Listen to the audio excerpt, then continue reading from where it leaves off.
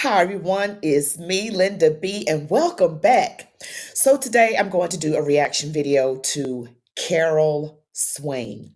Yes, I'm not sure if you guys heard of Carol Swain, but she's going to be talking about some truths that set her free.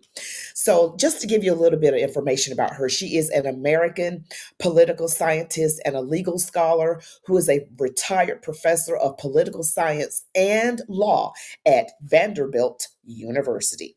Very bright lady, so sweet looking. Love her countenance and everything. So we're going to be talking about that today. You guys give me your comments. Let me know if you've heard of her and what you think of her.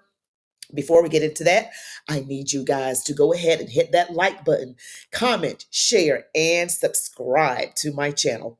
I'm on my way to 10,000 subscribers by the end of this month. Things are going well, really well. I'm almost, well, the last time I looked, I was over 4,000 in like almost overnight. So I really appreciate that. You guys are really showing me a lot of support. Bless you, bless you. And please watch the video all the way to the very end. Now let's get to it. Look at me. I'm black, one of 12 children born into rural poverty in southwestern Virginia. I started life in a two-room shack with no running water or indoor plumbing. We didn't even have an outhouse. We often scavenged for food, hunting, fishing, whatever we could find. No rabbit or squirrel was safe around us. Now, this was not true of possums. Even we had our standards. We didn't go to school very often. One year we missed 80 of 180 school days. We all failed that year. I was bullied because of my clothes or what I had in my lunch. Back in those days, having biscuits in your lunch rather than sliced bread was something that could cause you to be teased. My siblings called me Frankenstein due to the scar on my forehead, which you can see is in the appropriate place. They also called me fish eyes. Now, anyone who's fished knows that when they come out of the water, the eyes are big and bulging like this. My mother, who might have been considered an early women's liberal today, divorced in the 1950s. Both she and the mountain man she would later marry were alcoholics. I was a teen wife at age 16 and a teen mother at age 17. Now, social scientists would describe people like me as underprivileged, a victim, going nowhere, doomed to fail. And yet, I didn't. Marriage was my escape. I married a neighbor who was a few years older. My self-esteem was so low, I was thrilled anyone would have me. He had a job and a car, and we were soon building a brand new house thanks to the government's FHA 235 home loan program. All we needed was $300 down, and he had his tax return. I was living better than anyone else in my family, and to them, I was rich. I've always had more than others in my family, and frankly, that has caused me a lot of guilt and grief. It was the 1970s, a time of recession. We didn't have much money or food, but we were not on welfare. I had 3 children during this time. I can remember walking to the store, one strapped to my chest, one on my back, and one by the hand. I can't remember how I got the groceries home. It was hard times, but things were just about to get harder. The last born, my baby, my daughter Tracy, died of crib death. I struggled with depression that led to suicide gestures, and I ended up in the mental ward of a hospital. That hospitalization changed the course of my life. My doctor, Dr. Jeff, a young white intern, spoke words that would change how I saw myself. He said, "You're intelligent, attractive, and can do a lot more with your life." I was startled. No one had ever said those words to me, and I began to think of myself differently. I remembered that I was once smart. That conversation was the impetus that led me to earn my high school equivalency and take jobs outside the home. I worked in a garment factory. As a department store sales clerk, I sold smoke detectors door to door, And I even worked in fast food for half a day. I was so nervous and shy, I couldn't hear or call out the orders. So when someone came through the line, I simply gave them what I thought they should eat that day. The interesting thing is that no one complained. At the end of the shift, I fired myself and turned in my uniform. It was an African orderly, a Muslim from Sierra Leone that I worked with at a nursing home, who spoke the words that set in motion my thirst for education. One day in the break room, Abu said, "You ought to go to college. I go to school with a lot of people who are not as smart as you are." Until then, I didn't know that college was a possibility. Now think about it.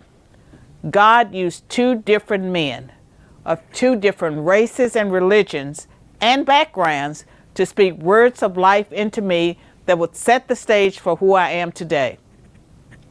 I started my educational journey at Virginia Western Community College. I was a work-study student in the library. The night shift workers frequently called out. That always created chaos. Since I was always willing to work, the library director created a full-time job for me, nights and weekends. It was perfect. I could even take my children to work with me. I earned a 2-year degree in business in 2 years. My goal was to become a mall store manager. But when I began applying for jobs, I was told I needed a 4-year degree. So I decided to get a 4-year degree. I also decided to become an honor student. So I studied books on how to study, and I looked for the major that had the least amount of math. I landed on criminal justice and graduated from Roanoke College, magna cum laude, while working full-time. The only thing I knew after graduation was that I did not want a career in criminal justice. Like a lot of other blacks, I was going to work for the government. I can say that. So I went to Virginia Tech and got a master's degree in political science in 1 year. I was fast at everything. And while I was there, I was pressured to continue my education. I was told that there was a critical need for black professors and black role models. I wasn't interested in any of that. I just wanted a job. I applied for jobs for which I was qualified, and me, an honors graduate, couldn't find one. It was the 1980s and affirmative action was in full swing. At the urging of my professors, I applied to graduate school and was admitted to the University of North Carolina at Chapel Hill's PhD program and given a generous stipend. Whatever professors or authority figures told me I needed to do for success, I did it. As a student, I gave conference papers and became known across the country. I was a hot commodity. Every job offer included a signing bonus. And during that era, colleges and universities offered minority positions. But I refused to apply to any of those. I chose Princeton. Princeton won because they recruited me the way I wanted to be recruited. I told people that I would earn early tenure, and I did. My goal was to prove that someone from my background could go to Princeton, earn tenure, and earn it early. I'd achieved my goal and was making more money than I ever imagined. I'd won the career prize, the highest a political scientist can win. And I just want to pause real quickly, and we'll get right back into it. Sorry about the pause, but I love her story because she came from a very poor background, and she wed early, had a baby, became a mother as a teenager, and she fit into a lot of boxes, so to speak, that would make people look at her. Some people look at her and think she's not going to make it, but she did. And she even went to Princeton, and she didn't want to be given admission to Princeton based on some, quota or anything like that. She wanted to get in based on her qualifications and get her degree early, which she did. There are many Black people that could do this, but and I'm so glad for her story. I love her story. She's successful, she's smart, she's a godly woman. I've seen her in other videos. I just absolutely love Carol Swain. So I'm just going to get back to the video. And 2 other national prizes for my first book, Black Faces, Black Interests, The Representation of African Americans in Congress, which would eventually receive 3 Supreme Court citations, and I was miserable. Success did not bring happiness. I experienced rejections from white liberals and prominent Black scholars who accused me, a good Democrat at the time, of being a sellout because I didn't share their worldview on issues like affirmative action, poverty, and race relations. I didn't fit their expectations of how a Black person should think or act. I was quietly told, almost in a whisper, you don't need to share the story of where you came from. People don't need to know that. My story was an embarrassment to them, but I was never ashamed of where I came from. My success was undermining their narrative. I was not living their truth, and I was being punished for my success. It hurt. I began to question everything I believed, and I began to doubt myself, and the emptiness and the misery sent me on a search for answers. I've always been a seeker of truth, and I've always known there was something much larger than me guiding my life, and I had to find it. My journey took me many places. The turning point was when I ended up in the Princeton hospital for a physical condition that led to a spiritual experience and culminated in a Christian conversion. My search for meaning and truth had come to an end, and I was miraculously delivered from a lifelong crippling shyness. And I've been talking ever since. My conversion caused me to re-examine the world through fresh eyes. As I grew in my faith, I discovered more truths. I had been indoctrinated, lied to, deceived, kicked and ignored. I was raised to believe that government protected people and promoted the general welfare. Right? Wrong. Everything the government legalizes is not ethical, correct, or moral. Many times it is the opposite. As a married woman in the 1970s, I was among those first in line for a legal abortion. I reasoned at the time, if it was legal, then it must be okay. The abortion became my deep, dark secret. I kept it hidden and buried for almost 2 decades. But it was the forgiveness Christ offered me in my 40s that enabled me to confess my sin and the consequences of my choices. Confession and repentance led me to deal with the hidden sin and shame. I shared my story with my 2 sons, pro-life friends, and eventually the world through op-eds, speeches, and books. But there were other revelations to come. As a political scientist, I now found myself genuinely interested in what the political parties actually stood for. I looked closely at the party platforms. I saw contradictions between what I believed and what the parties preached. And frankly, I was troubled. I had believed that the Democrats were the party for the working man. Democrats were the party of civil rights. And Republicans, the party of Lincoln, had abandoned civil rights, embraced white supremacists, and become the defenders of the rich.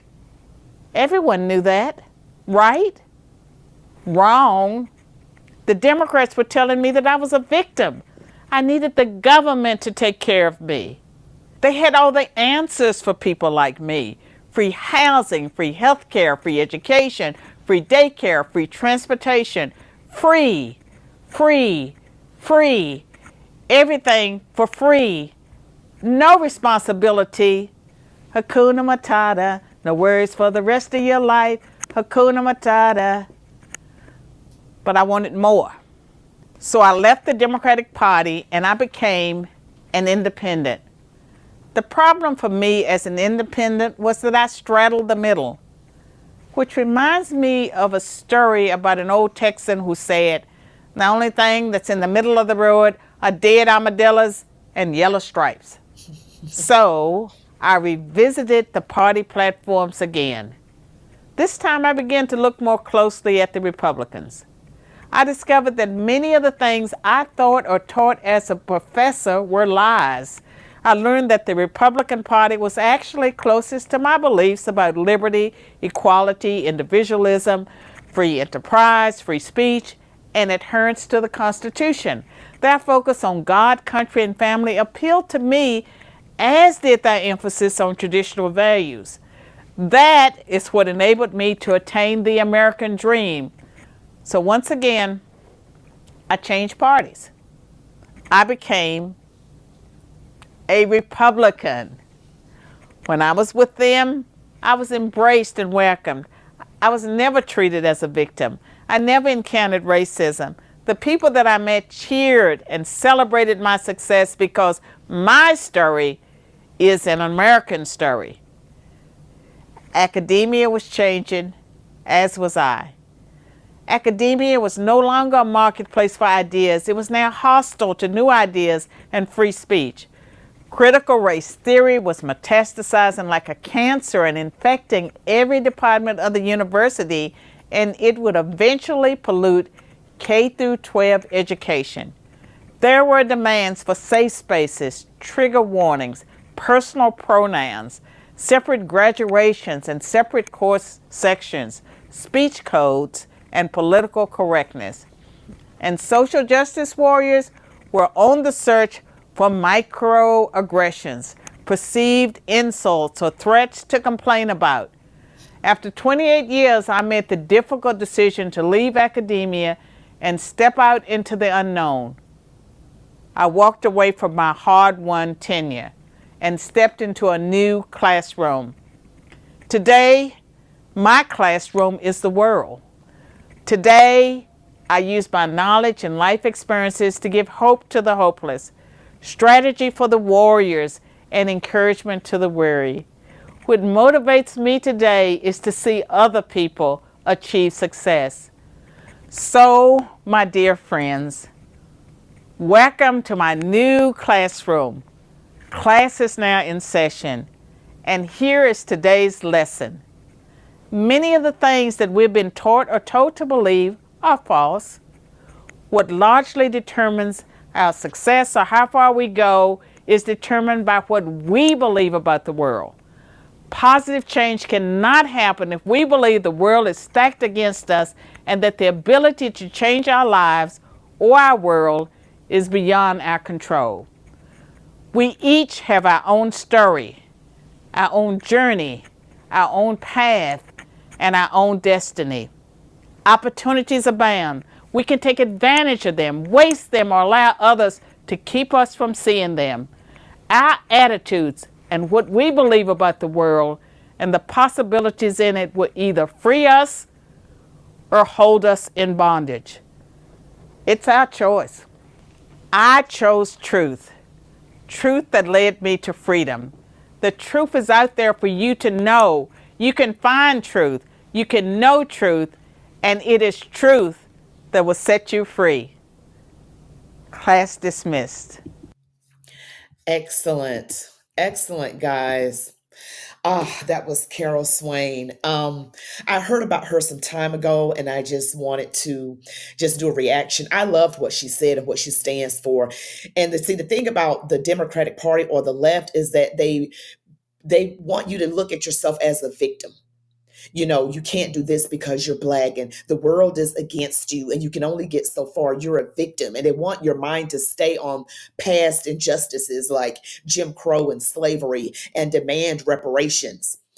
That's the focus. It's like, and then, the political correctness in the CRT, critical race theory, which demonizes people who are Caucasian or white for the injustices of slavery, when they had nothing to do with it. It permanently criminalizes a group of people and then makes the other group, focus on what was done to our ancestors, and our minds are in the past instead of on the future.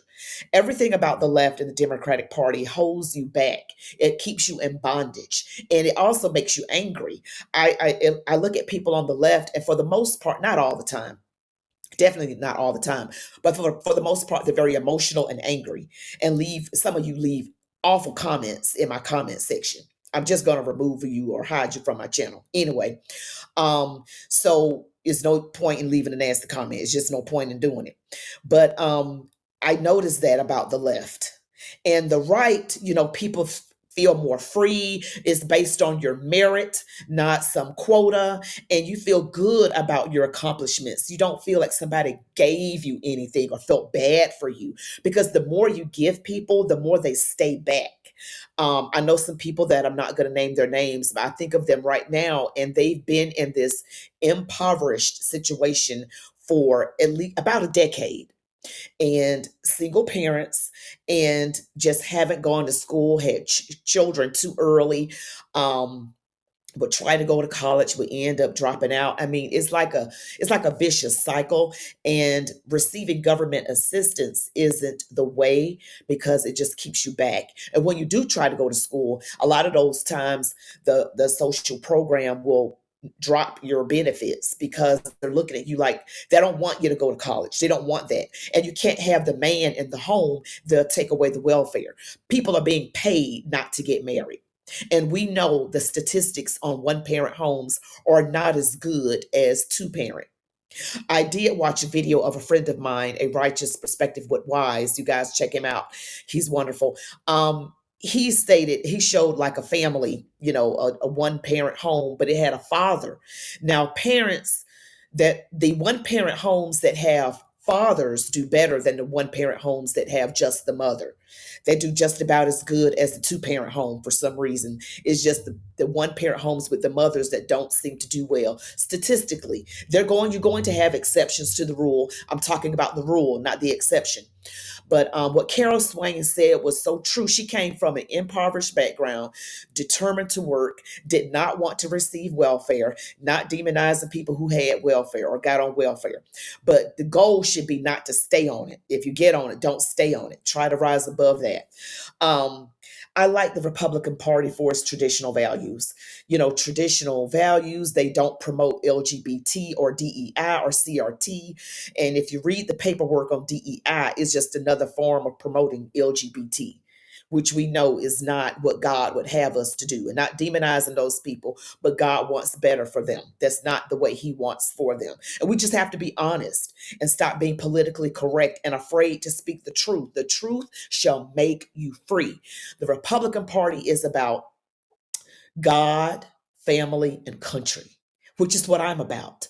God, family, country, biblical beliefs, holding true to the Constitution, small government, free speech, freedom of religion, all that great stuff that make our country what it is, all the good stuff.